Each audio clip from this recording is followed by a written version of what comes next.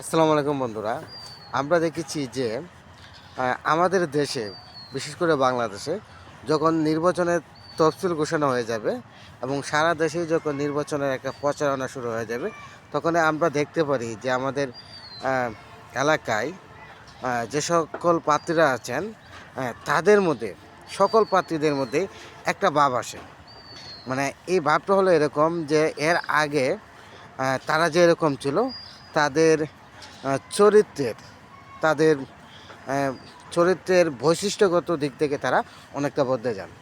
মানে এরকম একটা ভাব ধরেন যে ওনারা আহ, আল্লাহর ওলি হয়ে যান, ফেরেশতা হয়ে যান, হাতে তসবিহ থাকে, মাথায় টুপি থাকে, এবং আহ, প্রত্যেকটা মসজিদে মসজিদে যাবেন এবং মানুষদেরকে বুঝাবেন যে তারা একেবারে আল্লাহর ওলি হয়ে গেছেন, মানে আল্লাহর ফেরেশতা।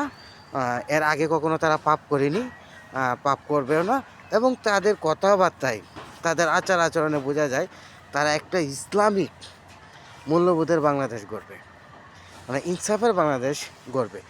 এবং তাদের মুখে এত আশ্বাসের বাণী শুনতে পারবেন, এত প্রত্যাশার বাণী আপনাকে যে তারা শোনাবে, মানে তারা পাশ করেই আপনাকে, এবং যে তাদের সেই কাঙ্ক্ষিত স্বর্ণের মোহর, আলাদিনের চেরাগ তারা নিয়ে আসবে, এবং যে যা চাইবে সব তাদেরকে দিয়ে দেবে। এবং যত ধরনের সমাজে যত ধরনের সমস্যা আছে, এলাকায় যত ধরনের সমস্যা আছে, যে যার সমস্যা আছে, সব সমস্যাই তারা সমাধান করে দেবে।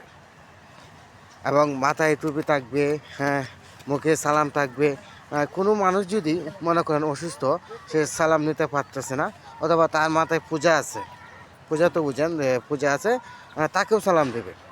মানে আপনি সালাম নিতে চাইলেও আপনাকে দেবে, না নিতে চাইলেও দেবে। মানে এইরকম একটা ভাব তারা দেখাবে যে, মানে তারা, সে অমায়িক একজন মানুষ, আল্লাহর ওলি, এইমাত্র তিনি আহ, পৃথিবীতে ভূমিষ্ঠ হয়েছেন, জন্মগ্রহণ করেছেন, এবং ফেরেশতা সমতুল্য মানুষ। এই লোক যদি নির্বাচিত হয়, তাহলে এলাকার উন্নয়ন এবং মানুষের মনের আশা পূরণ হয়ে যাবে, এলাকার উন্নয়ন হবে। এই উন্নয়ন কেউ ঠেকাতে পারবে না।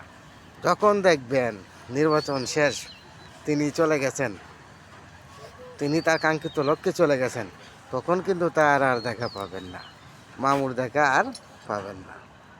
কাজেই আপনি আপনার কাঙ্ক্ষিত ভোটটা, মূল্যবান ভোটটা এমন একজন লোককে দেন যে আশার বাণী কম শোনাবে, এমন একজন লোককে দেবেন। সবাই ভালো থাকবেন।